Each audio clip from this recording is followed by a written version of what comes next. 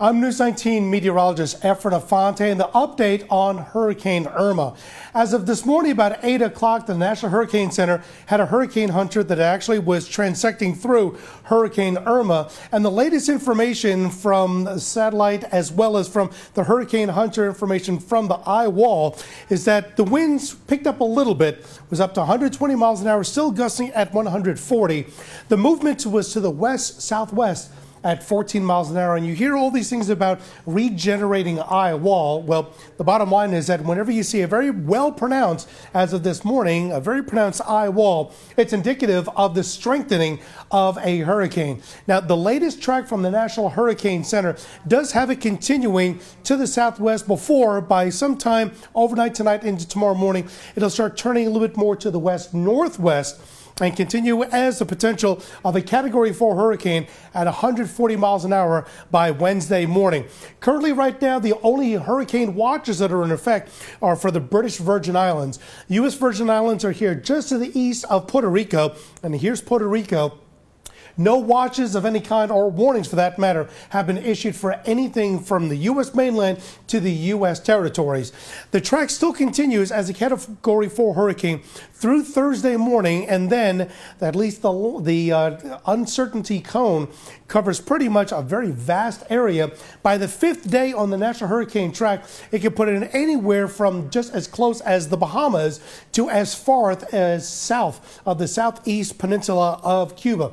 Again, this is the track from the National Hurricane Center.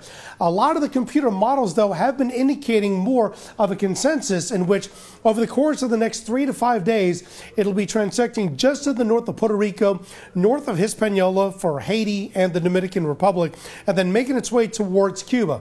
There's still quite a bit of uncertainty on the fifth day. Some computer models actually have it making landfall over the northeast coast of Cuba and then going right through the heart of Cuba, whereas some computer models on the fifth day have it a little bit further north, getting to the areas close to Nassau and potentially making its way towards the Keys of Florida or even southern Florida.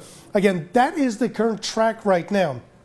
There are no hurricane watches or warnings, let alone for any areas outside of the British Virgin Islands. So the key thing to remember is that right now on the 5-day track, there's still a lot of uncertainty, but we know for a fact that it's still very strong, major hurricane, Category 3 with winds at 120 miles an hour. And for now, turning west-southwest, but eventually over the course of the next 24 hours, it'll be moving more west-northwest.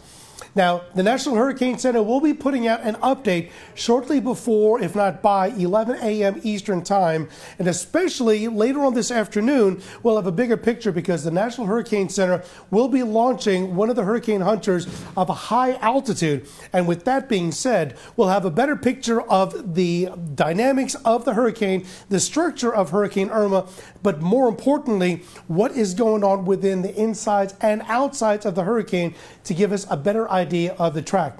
We'll have more information on this at News 19 at noon, as well as on WLTX.com, and we'll have further information continuing from Chief Meteorologist Jim Gandy, as well as myself and meteorologist Daniel Bonds.